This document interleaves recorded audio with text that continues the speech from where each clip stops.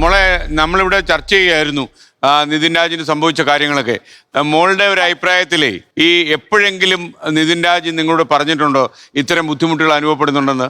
എന്നോട് പറഞ്ഞിട്ടുണ്ടായിരുന്നു. ഈ നമ്മളെ കോളേജിലെ ഒരു അധ്യാപകന്റെ നിന്ന് നല്ല രീതിക്ക് ബുദ്ധിമുട്ട് അവന് അനുഭവപ്പെടുന്നുണ്ടെന്ന് അവൻ പറഞ്ഞിട്ടുണ്ടായിരുന്നു.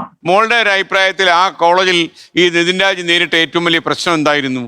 പ്രശ്നം റാം എന്ന് പറഞ്ഞ ഒരു അധ്യാപകനിൽ നിന്ന് അവന് നല്ല രീതിക്ക് ടോർച്ചർ സംഭവിച്ചിട്ടുണ്ട്. ഇതേപോലെ അത് കൂടിക്കൊണ്ടിരുന്നുള്ളൂ. അന്നത്തെ ഒരു ഇൻസിഡന്റ് ശേഷം അവൻ തിരിച്ചും ലാസ്റ്റ് അവൻ ഒട്ടും പറ്റാതെയപ്പോ അവൻ തിരിച്ചെന്തോ പറഞ്ഞിട്ടുണ്ടായിരുന്നു. അപ്പൊ അതിനുശേഷം എന്തായാലും വീണ്ടും വീണ്ടും ടോർച്ചർ ചെയ്തിട്ടേ ഉള്ളൂ. അവനെ ഇനി സ്റ്റാഫ് റൂമിൽ കയറിയിട്ട് ജാതി അധിക്ഷേപത്തിന്റെ കാര്യമൊക്കെ പറയുന്നുണ്ടായിരുന്നു. നിങ്ങൾ അവസാനമായി കണ്ടത് എപ്പോഴാ നിതിൻ രാജിനെ? കഴിഞ്ഞ അതായത് മരിക്കുന്നതിന് മുന്നത്തെ വീക്ക് ഞങ്ങൾ ഇങ്ങോട്ട് വീട്ടിലേക്ക് വന്നേ ഒരുമിച്ച്. എന്റെ വീടും ട്രിവാൻഡ്രമാണ്. അപ്പൊ ഒരുമിച്ച് വന്നേ.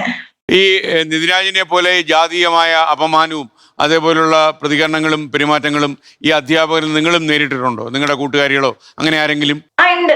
അതായത് നിതിൻ രാജിന്റെക്ക് അത്രയ്ക്ക് ഇല്ലെങ്കിലും ഞങ്ങളുടെ ക്ലാസ്സിൽ നിന്ന് എല്ലാരും ബോഡി ഷേമിങ്ങും നല്ല രീതിക്ക് ഒരു ടോർച്ചറിങ് മെന്റാലിറ്റി ഉള്ള ഒരാളാണ് ഈ റാം. അപ്പം ഞങ്ങൾക്കും അനുഭവങ്ങൾ ഉണ്ടായിട്ടുണ്ട്. പക്ഷേ ഒരു ക്ലാസ്സിൽ കയറി വന്നിട്ട് ഇത്രയും ടാർഗറ്റിംഗ് ആയിട്ട് ഒരാൾ സംസാരിക്കണം എനിക്ക് തോന്നുന്നു ആദ്യമായിട്ടായിരിക്കണം. അങ്ങനെ അന്നത്തെ ദിവസം ആ കുട്ടീനെ നല്ല രീതിക്ക് ടോർച്ചർ ചെയ്തിട്ടുണ്ടായിരുന്നു. അതുപോലെ ഇങ്ങനെ പെരുമാറ്റ ദൂഷ്യമുള്ള അധ്യാപകർക്കെതിരെ കുട്ടികൾ പരാതി കൊടുത്തിട്ടുണ്ടോ? കാരണം ഇതൊരു ഒറ്റപ്പെട്ട സംഭവം അല്ലെന്ന് പറയുന്നുണ്ടല്ലോ. ഇല്ല, ഞങ്ങൾ കംപ്ലൈന്റ് കൊടുത്തിട്ടില്ലായിരുന്നു. കാരണം പേടിച്ചിട്ടായിരുന്നു. ഇനി കംപ്ലൈന്റ് കൊടുക്കുമ്പോൾ നെക്സ്റ്റ് സ്റ്റേജ് എന്തായിരിക്കും എന്നുള്ള രീതിയിൽ പേടിച്ചിട്ട് ഞങ്ങളെ ബാച്ചിന് കംപ്ലൈന്റ് ചെയ്തിട്ടില്ല. അതിൽ എന്നെ ഏറ്റവും അത്ഭുതപ്പെടുത്തിയത് ഈ നിതിൻ രാജിന്റെ മരണം സംഭവിച്ചതിന് ശേഷം ആ വീട്ടിൽ അമ്മയും അച്ഛനെയും ബാവിട്ട് നിലവിളിച്ച് കരയുന്നൊക്കെ നമ്മൾ കണ്ടതാ. അവരെ ഒന്ന് ആശ്വസിപ്പിക്കാൻ വേണ്ടി ഒരാൾ പോലും അവിടെ എത്തിയില്ല എന്നുള്ളതാണ്. അതിനെക്കുറിച്ച് എന്തെങ്കിലും പറയുന്നത് കേട്ടായിരുന്നു നിങ്ങൾ? അതിനെപ്പറ്റി എനിക്കറിയില്ല. അത് പക്ഷെ ഭയങ്കര മോശമായി. ഇപ്പൊ ഒരാൾ പോലും നിതിന്റെ വീട്ടിലേക്കോ നിതിന്റെ ആരെയും കോണ്ടാക്ട് ചെയ്തിട്ടില്ല എന്ന് പറഞ്ഞപ്പോ എനിക്കും നല്ല രീതിക്ക് വിഷമം ഉണ്ടായിരുന്നു. ഈ നിതിൻ രാജിന്റെ ഏറ്റവും അടുത്ത കൂട്ടുകാരാണല്ലോ നിങ്ങളൊക്കെ. അപ്പൊ നിങ്ങൾ ഇപ്പോഴെന്താ ആവശ്യപ്പെടുന്നത് ശരിക്കും? എനിക്കെന്തോ ഇത് ഇപ്പൊ കേസ് അന്വേഷണമൊക്കെ ഒരു പാർഷ്യാലിറ്റി പോലെയൊക്കെ തോന്നുന്നുണ്ട്. നേരെ രീതിക്ക് അല്ല തോന്നുന്നു. ഇപ്പൊ ലോൺ ആപ്പിലേക്ക് മാത്രം പോകുന്നുണ്ട്. ലോൺ ആപ്പ് ഒക്കെ ഒരു ഫാക്ട് ആണ്. പക്ഷെ എന്നാലും അവന് നല്ല രീതിക്ക് റാം എന്നുള്ള അധ്യാപകനെ അവൻ ഇൻഫ്ലുവൻസ് ചെയ്തിട്ടുണ്ട്. ഈ ഇപ്പോ ഡോൺ ആപ്പിന്റെ കഥ വന്നു, അത് വളരെ ചർച്ച ചെയ്യപ്പെട്ടു. അത് ഈ അന്വേഷണം വഴിതിരിച്ചു വിടാൻ വേണ്ടിയുള്ള ഒരു ശ്രമമാണോ ഇത്?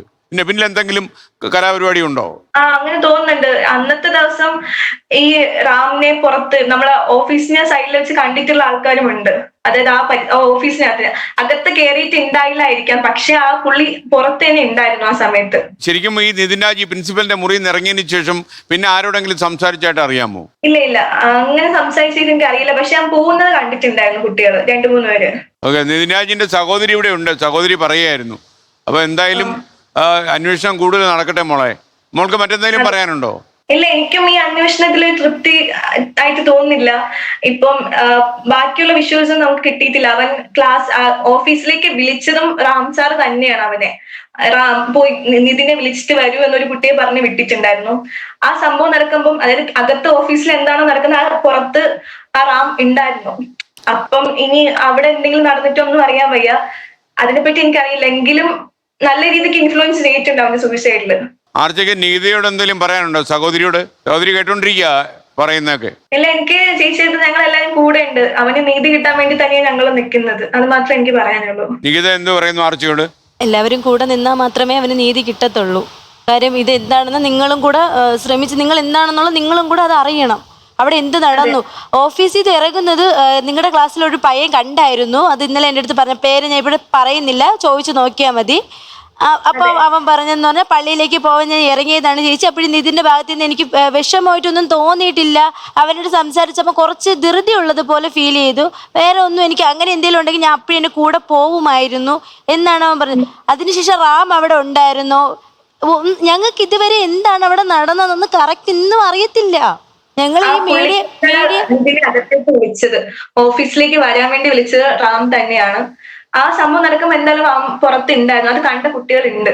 റാം തന്നെയാണ്. അപ്പോഴീ റാമിന് എതിരെ എന്തുകൊണ്ട് ഇതുവരെയും കേസ് എടുത്തിട്ടില്ല? ആദ്യം നിതിന്റെ അടുത്ത് പറഞ്ഞത് ഓർമ്മയുണ്ടായിരുന്നു, നിന്നെ വണ്ടി ഇടിച്ചു കൊല്ലും എന്നുള്ളത് ആദ്യം ഉണ്ടായിരുന്നു. അതായത് ഇവൻ വന്ന ടൈമില് രണ്ടാമത് ഇവന്റെ ക്ലാസ്സിൽ വെച്ചിട്ട് തന്നെ നിങ്ങളുടെ ബാച്ചല്ല, അവൻ ബി ബാച്ച് ആയതുകൊണ്ട് ക്ലാസ്സിലുള്ള പിള്ളേരുടെ അടുത്ത് ചോദിച്ചാൽ മതി, കയ്യാൻ കാര്യം വെട്ടിയിടും. എൻ്റെ അടുത്ത് സംസാരിക്കണവരാരും ജീവനോടെ പോകില്ല. പക്ഷെ ഇയാൾ ഇത്രയും പെട്ടെന്ന് തന്നെ ഇത്രയും ഇവനെ ഇങ്ങനെ ചെയ്യുമെന്ന് ഞങ്ങൾ പ്രതീക്ഷിച്ചിട്ട്, ഇത്രയൊക്കെ തെളിവുകൾ ഉണ്ടായിട്ട് പോലും അവരാരും ഒന്നും ചെയ്യാൻ പറ്റിയിട്ടില്ല. ഈ നോയിഡയിൽ കിടക്കുന്ന ആപ്ലോണുകാരെ അവിടെ പോയിട്ട് ഇവിടെ പിടിച്ചിട്ട് വന്ന്.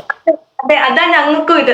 കാരണം ഇവിടുന്ന് ആൾക്കാർ പോയി അത് പിടിക്കാൻ പറ്റാത്ത ആളൊന്നും അല്ല ഈ റാം സാറ്. എവിടെ നിന്നാണോ എനിക്കറിയാൻ എന്തോ പ്രൊട്ടക്ട് ചെയ്യുന്ന പോലെയൊക്കെ എനിക്കും തോന്നുന്നുണ്ട്. തീർച്ചയായിട്ടും ആപ്പിന്റെ ആൾക്കാരെ പിടിക്കാൻ വേണ്ടി എന്തുകൊണ്ട് പോലീസ് റാമിനെ പിടിക്കാൻ പാടില്ല?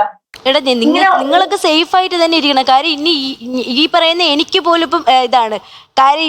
എന്നെ വേണമെങ്കിൽ പുറത്ത് വെച്ച് എന്തും ചെയ്യാന്നുള്ള ഇതിലായിരിക്കും. കാര്യം റാം എന്നുള്ളൊരു വ്യക്തിയെ ഗുണ്ടയാണ്. നിങ്ങൾക്ക് തന്നെ അറിയാമല്ലോ, അയാൾ അഡ്മിഷൻ എടുക്കാൻ വരുന്ന ടൈമിൽ തന്നെ പറഞ്ഞിട്ടുണ്ട് അയാൾ ഗുണ്ടയാണെന്നുള്ള രീതിക്ക് തന്നെയാണ് ഞാൻ ഇപ്പൊ ഇവിടെ ഇരിക്കുന്നു, നാളെ ഞാൻ ഉണ്ടാവണമെന്നില്ല. കാര്യം ഞാൻ അയാൾക്കെതിരെയുള്ള തെളിവ് നിങ്ങൾ ഉൾപ്പെടെ കൊടുക്കുന്നുണ്ട്. അപ്പോൾ നിങ്ങളും അത് സേഫ് ആയിട്ട് തന്നെ ഇരിക്കാൻ ശ്രമിക്കൂ.